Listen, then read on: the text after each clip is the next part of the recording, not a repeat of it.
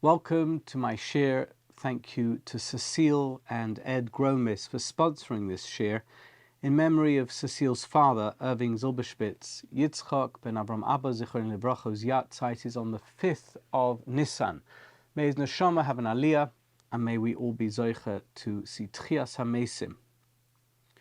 Today, I'm going to focus on a fundamental aspect of the Seder, the Arba Koises, the 4 cups. Everybody who has ever been to Seder on the first night of Pesach, and outside Israel on the second night of Pesach as well, knows that there is a custom, a rule, an obligation of drinking 4 cups of wine during the Seder, it's a fundamental part of the set structure for the evening. Now the Mishnah in Maseches Pesachim, Perek Yud Mishnah Aleph, explicitly mandates the drinking of 4 cups of wine during the Seder. Actually, it specifies that even the poorest person, someone who has no money for anything, must not have less than 4 cups of wine at the Seder. And if they don't have enough money to buy wine for the 4 cups, then it is the community's responsibility to ensure that they have the wine for Seder. I'm not aware of any other mitzvah where it is the responsibility of the community to ensure that someone who can't afford to pay for it has to be provided with it. For example, there's no obligation for the community to provide a poor person with matzah and moror, or with a lulav and esrog, or with tzitzis. What is so special about this mitzvah of 4 cups of wine, of the Arba Koises at the Seder night, that it requires this level of social involvement? I'd like to look into this remarkable obligation of drinking 4 cups of wine, an obligation that has no explicit source in the Torah, unlike Korban Pesach and Matzah and Morah, which are explicitly mandated by the Torah. And yet, 4 cups of wine at the Seder is such a critical mitzvah, it's such a crucial obligation that we must not only make sure we do it ourselves, but we have to ensure that everyone we know can do it as well.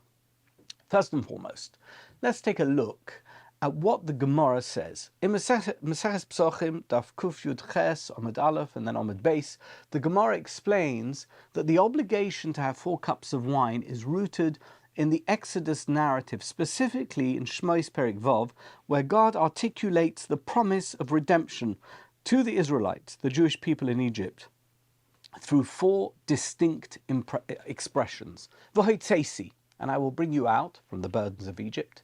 V'hitzalti, and I will deliver you from bondage.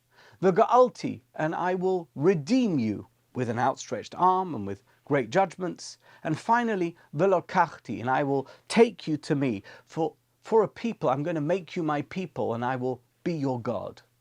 These expressions symbolize the 4 stages of the Jewish people's deliverance from slavery to freedom and their establishment as a nation under God. The 4 cups of wine at the Seder are consumed as a form of 4-stage commemoration and reenactment of these divine promises of salvation, each cup representing one of the expressions, which are each a step along the way from the lowest point to the highest point.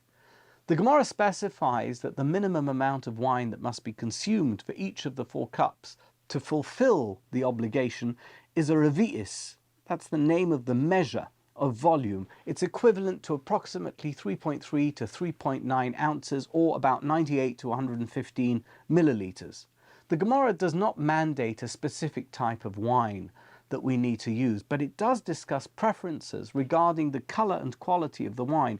Red wine, for example, is preferred as it symbolizes the blood of the Passover sacrifices and the redemption. However, the primary concern is that the wine be of a quality that brings joy, to fulfill the commandment to rejoice during the festival. As to one's posture while drinking the wine, we need to be reclining. This is to symbolize freedom and the luxury of the free. The reclining posture reflects the relaxed manner in which free people would dine in ancient times, in contrast to the slave experience in Egypt. When they were slaves, the Jewish people had to eat while they were working, and they had to eat in a hurry. The points at the Seder when we drink the wine are as follows. The first one coincides with Kiddush at the launch of the Seder. The second cup of wine is drunk at the conclusion of the Haggadah, before we wash our hands for Hamotzi. The third one is the accompanying cup of wine for Birkas Hamazon, for benching. And the fourth cup of wine is drunk at the end of Hallel.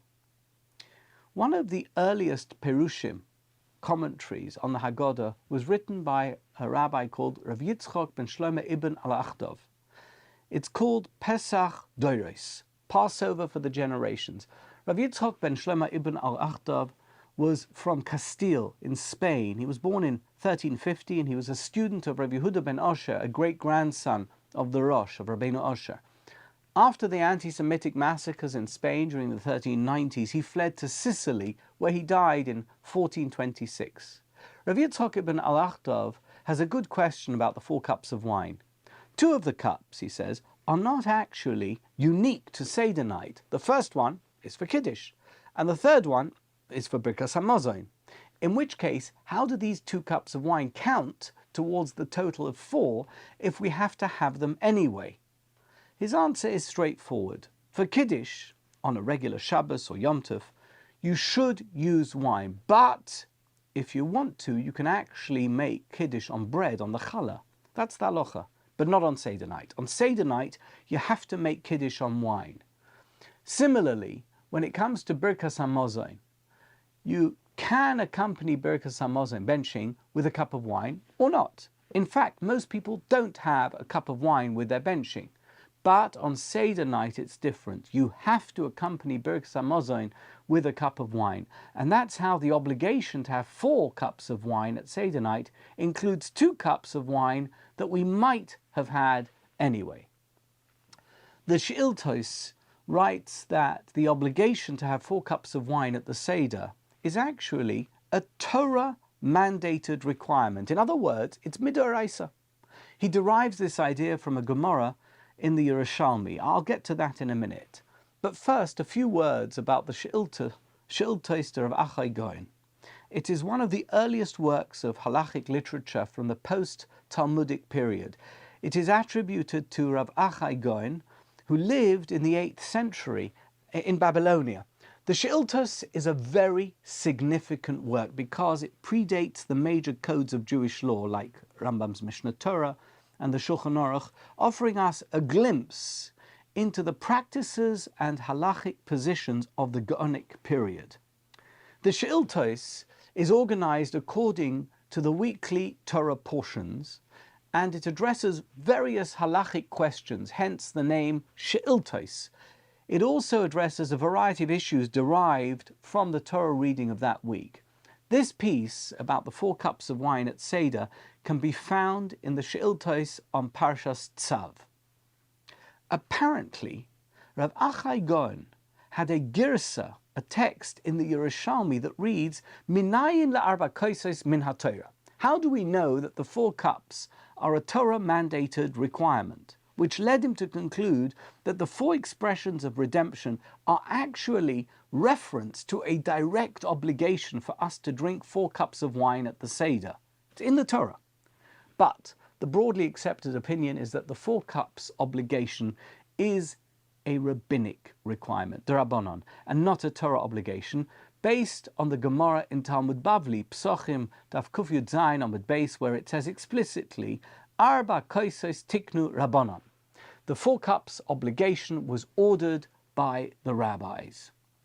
In fact, it is regarding this associative mitzvah, namely a rabbinic law that bases itself on a scriptural reference, it's known as an asmachta, that the Ritva explains what an asmachta actually is. He says, and this is the direct quote, whenever something we do is based on an asmachta from a pasuk, that means that God indicated to us that this is something worthwhile doing, but he didn't set it up as a Torah obligation. Which raises the question, when exactly did this obligation emerge? When was the first time that people drank 4 cups of wine at their Seder? It's a good question, right?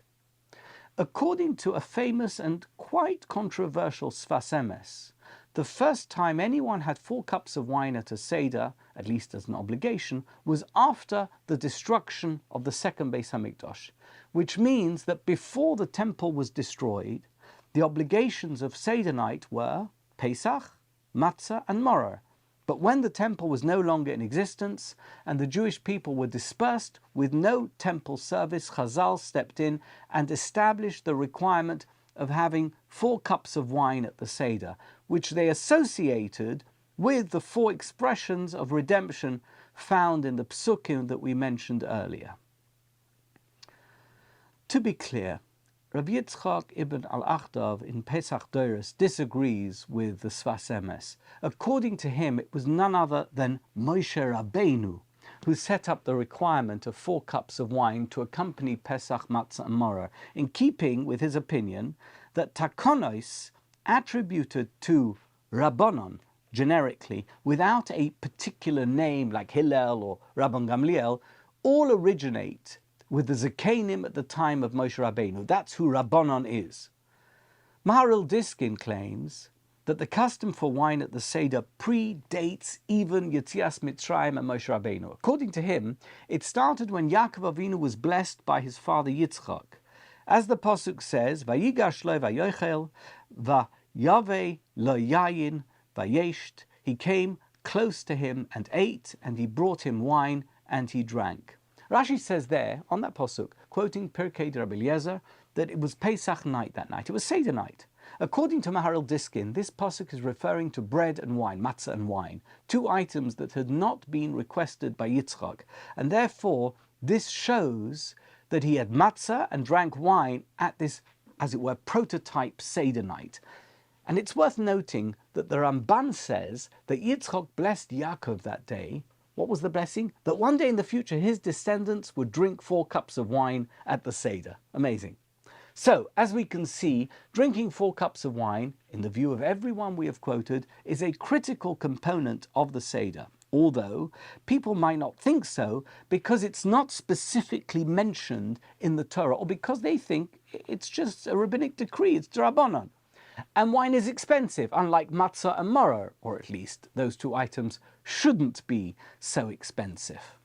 But either way, Chazal wanted to ensure that the obligation to drink wine wouldn't somehow fall by the wayside after the destruction of the Beis HaMikdash as the generations unfolded, eclipsed by matzah and by moror, which are specified as obligatory by the Torah. So they insisted that the community ensure that even those who can't afford wine will be provided with wine for the Seder, enough for 4 cups.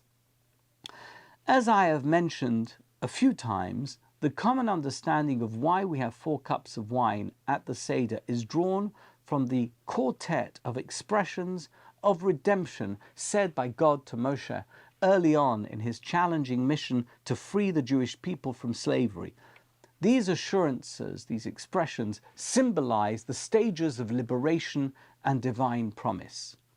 But the Talmud and various Midrashim offer alternative readings and interpretations. Let's take a look at another interpretation and explanation found in the Talmud regarding the obligation of the 4 cups at the Seder. Rabbi Shua ben Levi, or some say it's Rabbi Shmuel ben Nachman, links the 4 cups to the narrative of Pharaoh's butler, the Sar HaMashkim, as recounted at the end of Sefer Bereshis in the story about Joseph. The butler's dream featured the word kos, cup, 4 times, and, says Rabbi Shua ben Levi, this is why we drink 4 cups of wine at the Seder. Weird, no? The story about the butler seemingly has little direct connection to Yetzias Mitzrayim. What is Rabbi Shua ben Levi talking about? The answer is, this dream precipitates a series of events leading from Joseph's imprisonment to his ascent to Egyptian power.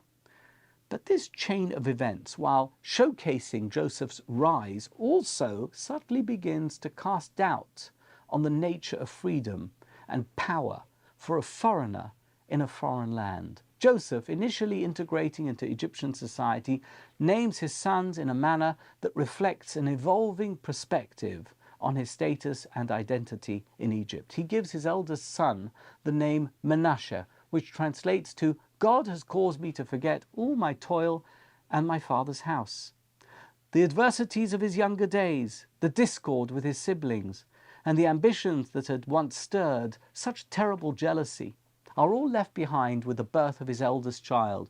In Egypt, Joseph adopts a new identity, complete with a local name, a local wife, and a position of power within a dominant civilization of that era. Then, for his second son, Joseph selects the name Ephraim, signifying, so it says in the Pasuk, that God has made me fruitful in the land of my suffering. This choice of name prompts the question, why does he refer to Egypt as Eretz Onyi, a place of suffering? Is this reference to his past hardships and imprisonment, or is it indicative of a shifting perspective towards Egypt? Despite his elevated status, does Joseph sense some kind of captivity in this land that saw his rise to prominence? This rephrasing indicated the essence of Joseph's journey and internal conflict, while reframing his narrative to explore the complexity of his personal identity and his feelings towards Egypt. The narrative arc from Joseph's initial success to his eventual request, he asked that his bones be carried out of Egypt by the Jewish people when they eventually left. It signals a deep understanding of the ephemeral nature of power and belonging in a land that isn't yours.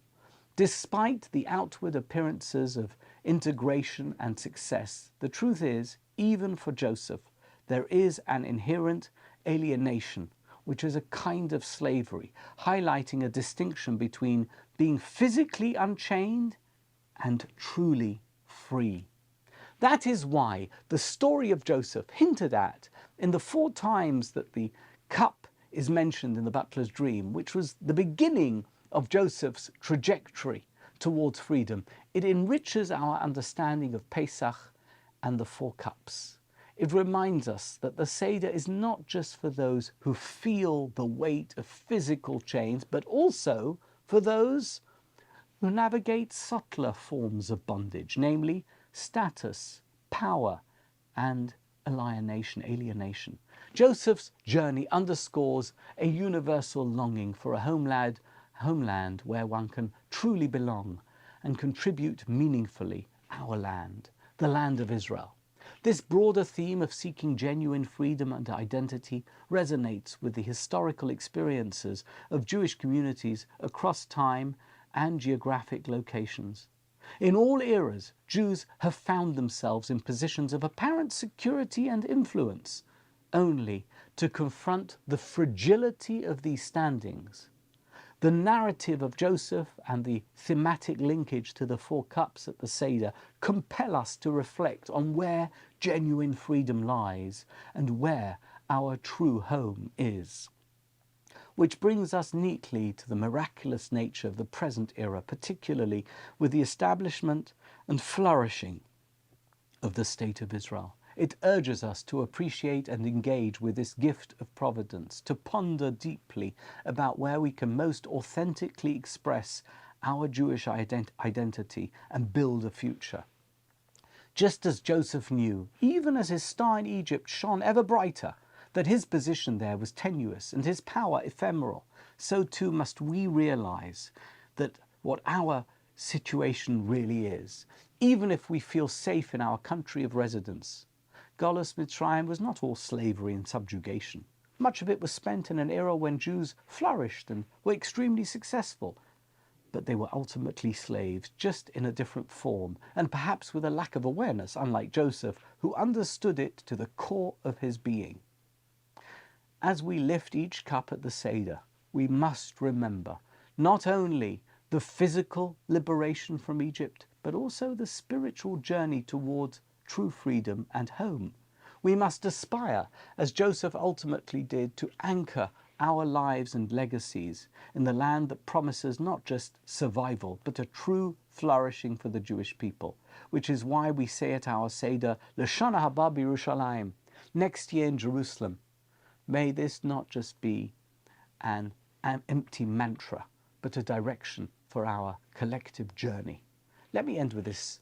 There's a wonderful story of Reb Chaim Soloveitchik and the man who couldn't afford wine for the Seder. The story underscores not just the importance of ensuring that those who can't afford wine for Seder must have it, and we have to help them get it, but it is also a profound lesson in sensitivity and understanding of others' needs.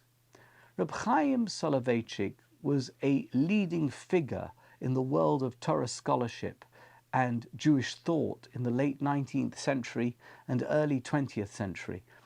And he was known not just for his vast knowledge, but also for his deep compassion and insight into the human condition. One day, shortly before Pesach, he was approached by a man who could only afford milk for the 4 cups required at the Pesach Seder.